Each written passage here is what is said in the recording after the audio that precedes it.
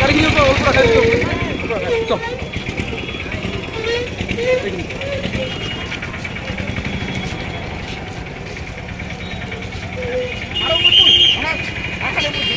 পথ দুৰ্ঘটনাত আমাৰ কৰণনাথে মৃত্যুক আঁকোৱালি লয় আৰু কৰণনাথৰ আমাৰ আত্মাৰ সদ্গতিৰ কাৰণে এনেকৈ এইখিনি সময় মৌন প্ৰাৰ্থনা কৰি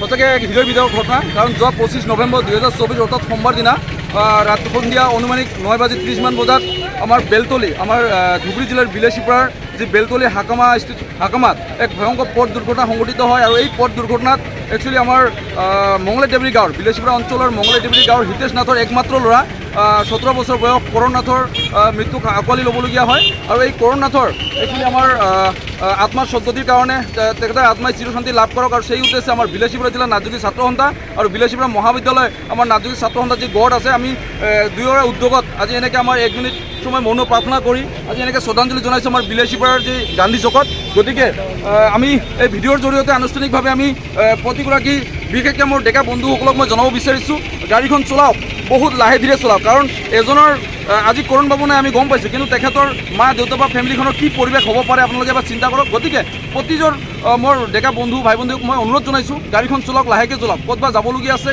যদি 1 ঘণ্টা লাগে, তাতে যদি আধা ঘণ্টা বেছিও লাগে লাগক, ক'বলগীয়া নাই। কিন্তু এনেকৈ জীৱনটো শেষ কৰি দিলে বহুতখিনি ক্ষতি হয় সমাজৰ, আমাৰ লগতে পৰিয়ালখনৰ। গতিকে সকলোকে মোৰ বিশেষ অনুৰোধ আপোনালোকে গাড়ীখন চলাওক, বহুত লাহে ধীৰে চলাওক। কাৰণ এনেকুৱা শ্ৰদ্ধাঞ্জলি আৰু যাতে ধুনাই আমাক পাতিবলগীয়া নহয় মই অনুৰোধ জনাম, মোৰ ডেকা বন্ধুখিনিক বিশেষকৈ বাৰম্বাৰ অনুৰোধ জনাম গাড়ী চলাওক। যিহেতু ব্যস্ততা জীৱন, গাড়ীখন লাগিবই, কিন্তু লাহে ধীৰে চলাওক। য'ত 1 ঘণ্টা লাগে আপোনালোকে আধা ঘণ্টা তাতে অলপ বেছিকৈ ধৰি লওক। আগত মানুহে বহুত খোজকাঢ়ি চাইকেলেদি বেৰাইও যদি মেকআপ কৰিব পাৰিছিল, এতিয়া আমাৰ বাইকখন হৈছে গাড়ীখন হৈছে, আমি কিয় মেকআপ কৰিব নোৱাৰিম? কিন্তু যাতে এনেকুৱা ধৰণৰ দুৰ্ঘটনা দুনাই নহয় মই এতিয়া কাটৰ অনুৰোধ জনাইছোঁ। আজি বিলাসীপাৰা জিলাৰ নাথযোগী ছাত্ৰ সন্থাৰ লগতে বিলাসীপাৰা মহাবিদ্যালয়ৰ আমাৰ যি ছাত্ৰ সন্থা নাথযোগী ছাত্ৰ সন্থাৰ গোটৰ দুয়োৰে উদ্যোগত এনেকৈ আমাৰ শ্ৰদ্ধাঞ্জলি অনুষ্ঠান আয়োজন কৰা হৈছিল বিলাসীপাৰা স্থিত আমাৰ এই যে গান্ধী চকত। গতিকে এইটোৱে অনুৰোধ জনাইছোঁ আপোনালোকে গাড়ীখন চলাওক, বহুত লাহে ধীৰে চলাওক।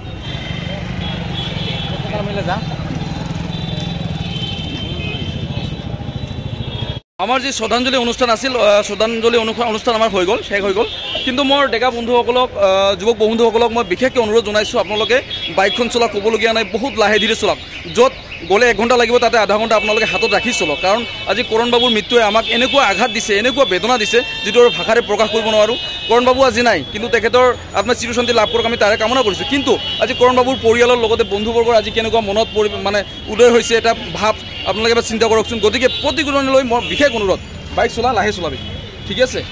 ইফালে আমাৰ সভাপতি ডাঙৰীয়া দাদা, বাইক চলাব কিন্তু লাহে চলাব লাগে, হয় নে নহয়? কাৰণ নহ'লে আজি যি পৰিৱেশ হৈছে, এনেকুৱা শ্ৰদ্ধাঞ্জলি আমি আৰু কেতিয়াও দিব নোখোজোঁ, ঠিক আছে? আমাৰ এনেকুৱা শ্ৰদ্ধাঞ্জলি অনুষ্ঠান যাতে আৰু পাতিবলগীয়া নহয়, না কি কৰিব কি, হয় নে নহয়? বাবু বাইক লাহে চলাবি তো, চবেই লাহে চলাবি তো, চবেই বাইক লাহে চলাবি কিন্তু, ঠিক আছে? তোৰো বাইক আছে R15, হয় নে নহয়? গতিকে লাহে চলাবি, বহুত লাহে চলাবি, ঠিক আছে? তোমাৰ বাইক আছে, লাহে চলাবি বাপি, লাহে চলাবি বাইক। হে আমাৰ বহুত অনুৰোধ জনাইছোঁ বিশেষকৈ, আৰু ভিডিঅ'ত দেখি চাই থকাখিনিক মই অনুৰোধ জনাইছোঁ, মা দেউতাকক অনুৰোধ জনাইছোঁ আপোনালোকে নিজৰ ল'ৰা ছোৱালীৰ খবৰ ৰাখক, খিয়াল ৰাখক। আৰু বাইক এখন খুজিলে যে দিব এনেকুৱা নহয়, হয়তো মানে কিবা কাৰণত এইটো সংঘটিত হৈ গৈছে। আৰু যোনে এনেকুৱা ঘটনা নঘটক তাৰে কামনা কৰিছোঁ। ধন্যবাদ। আমি এতিয়া ঘৰলৈ উভতিম আৰু এনেকুৱা শ্ৰদ্ধাঞ্জলি অনুষ্ঠান যাতে আমাৰ কেতিয়াও পাতিব লগা নহয় আমি তাৰে কামনা কৰিছোঁ। আৰু কৰণ বাবুৰ আত্মাই চিৰশান্তি লাভ কৰক আমি প্ৰভুৰ ওচৰত প্ৰাৰ্থনা জনাইছোঁ। ধন্যবাদ।